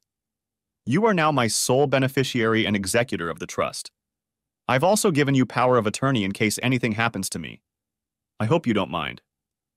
No, of course not, Janice said. But you're a young woman. I suspect you'll be around for a long time to come. I hope so. Still, I like to be prepared, I said. We ate and drank in silence for a couple minutes. I really messed up, didn't I? In almost a whisper, I asked. You haven't exactly been helping your case lately? Janice admitted diplomatically. I guess I just wanted to have my cake and eat it too, I remarked wryly. And look what it cost you, Janice said quietly. She didn't need to say it. I already knew what my greedy lust had cost me. My husband of 24 years is dead, my career is almost over, and I can't even get a good night's sleep. All because I'd heard the juicy office gossip among my single and divorced coworkers and convinced myself that I simply must spend time with Ray Bland. Yeah, I sighed sadly. But it's too late to cry over spilled milk, like Mom used to tell us. You need to pull yourself together, sis. You're right, I told her. Yeah, maybe I'll take you up on your offer and get my mind right again. Right now, I just need to get some sleep. Suddenly, I broke out into a huge yawn that made my jaw ache. The tea had done its job, and I felt my eyelids getting heavy fast. Let's carry you upstairs, Janice said, before you doze off here on the couch. She helped me up and led me up the stairs to their guest room. The blankets were already down, and I barely had time to slip into my nightgown. Janice pulled the covers over me, after which I collapsed under the blanket. Thank you, I mumbled to my older sister. For everything. Janice smiled and kissed my forehead. You're welcome. Now get some sleep. She closed the door as she left and I dozed off. So you thought you could get away from me by running to your sister's house? I heard Terry's sarcastic voice. When I looked around, I saw that the bedroom was filled with a thick gray mist that looked like a curling cloud. Terry stepped out of the closet, skull fragments sprinkled on top of him. Why are you here? Why can't you leave me alone? I asked in desperation. Leave you alone? Ha! I'll never leave you alone, bitch, Terry growled, his disfigured face contorted into an even uglier mask. You were the one in the house, weren't you? I asked. With the picture. Yes, it took me a lot of effort to make it, but now that I know I can do it, I'll do it more often, Terry grinned. Please, can't you just leave me alone? You're dead. You have to move on, I pleaded. Yes, I am dead, But whose fault is that, huh? You pulled the trigger. I didn't make you do it, I replied. Yeah, I pulled the trigger. It was either me or your boyfriend, but he was too much of a coward to get out of the car, Terry snapped back. You were going to destroy Ray? I was horrified. My Terry, my soft, pliable, compliant Terry, had turned into a potential murderer? You would destroy me? I thought about it. Seriously. But it would have been too quick. It wasn't supposed to be like that.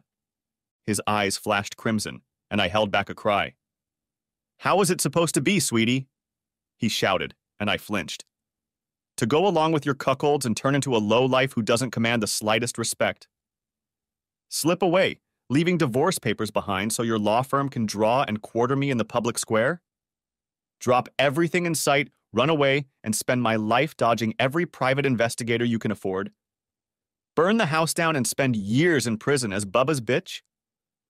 I should have immediately discussed all my wonderful options with my family and friends. Oh wait, I had no family, and I was spending all my energy being a good husband, and I had coworkers, but no good friends except my best friend, which should have been you. Your lawyering left me with no options, so I chose the one option you didn't count on, but which still left me with a modicum of self-respect and some opportunity for revenge.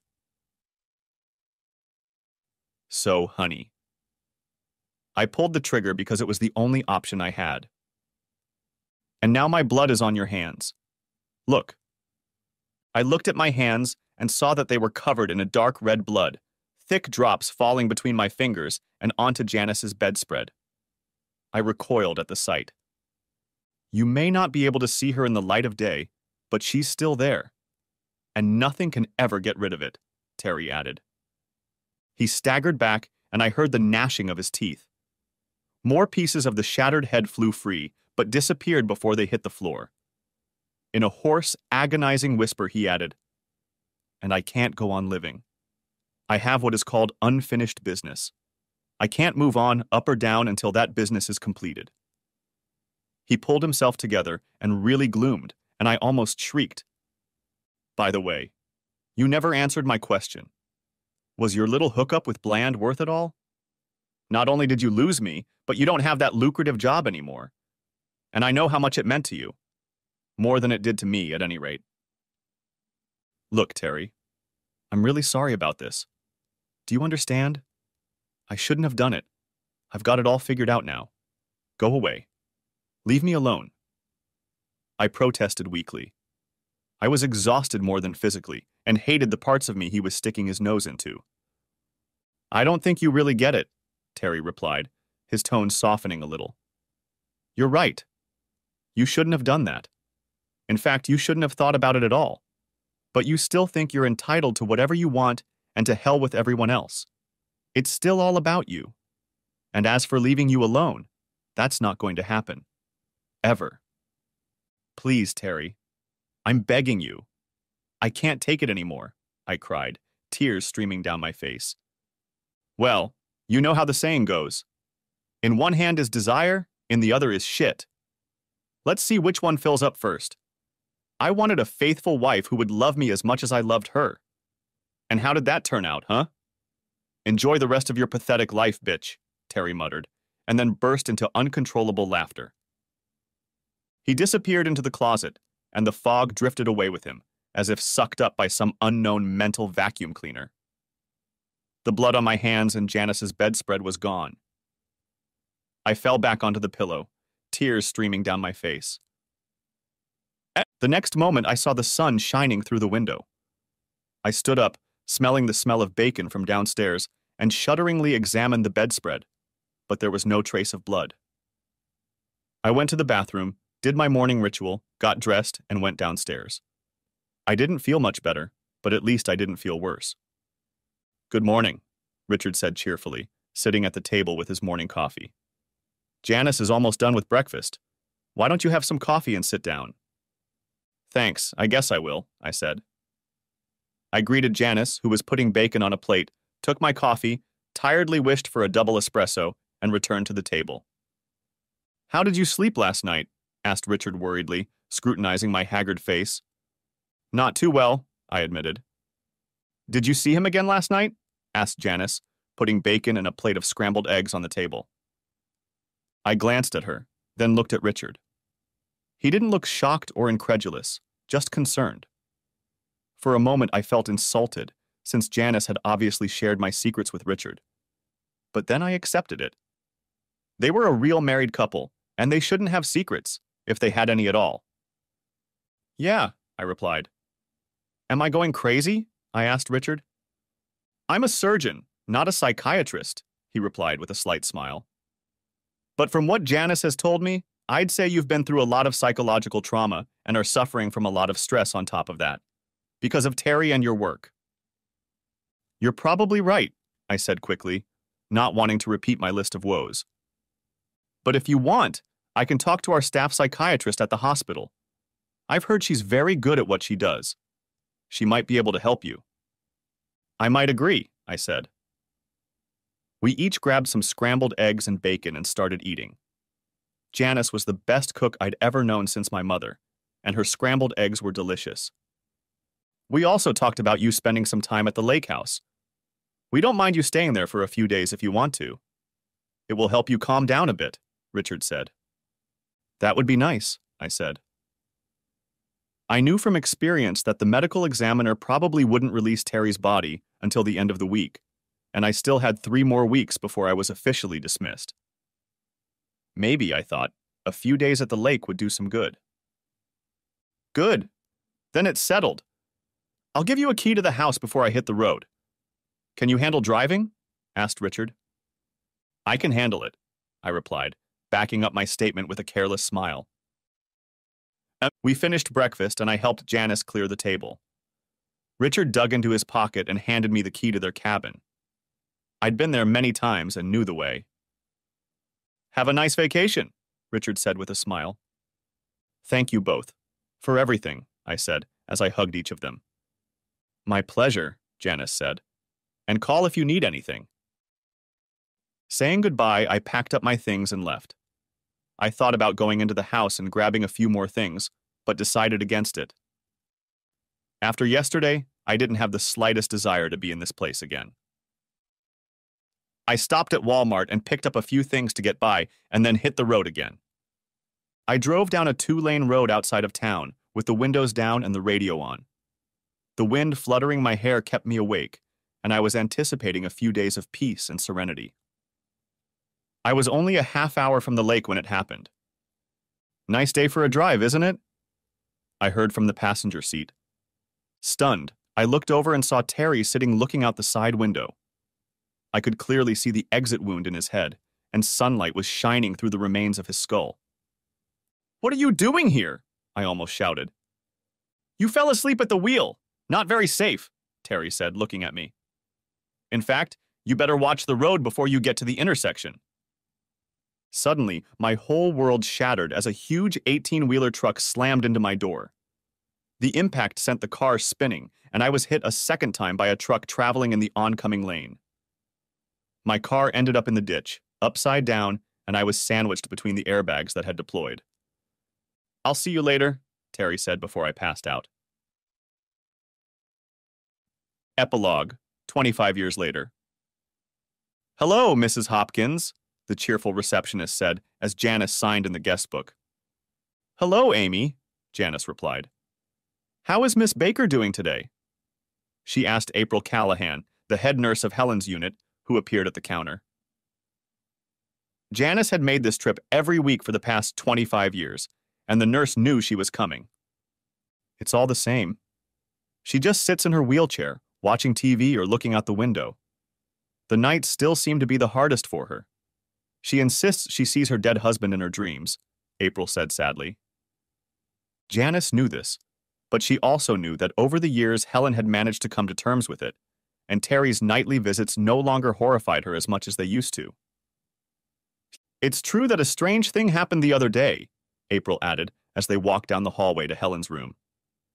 What exactly? Asked Janice. If I hadn't seen it myself, I never would have believed it, April began. You know she has a picture of her with her husband that is on the dresser in her room? Yes, I know that picture. It was taken on their wedding day, Janice said, with a note of nostalgic sadness.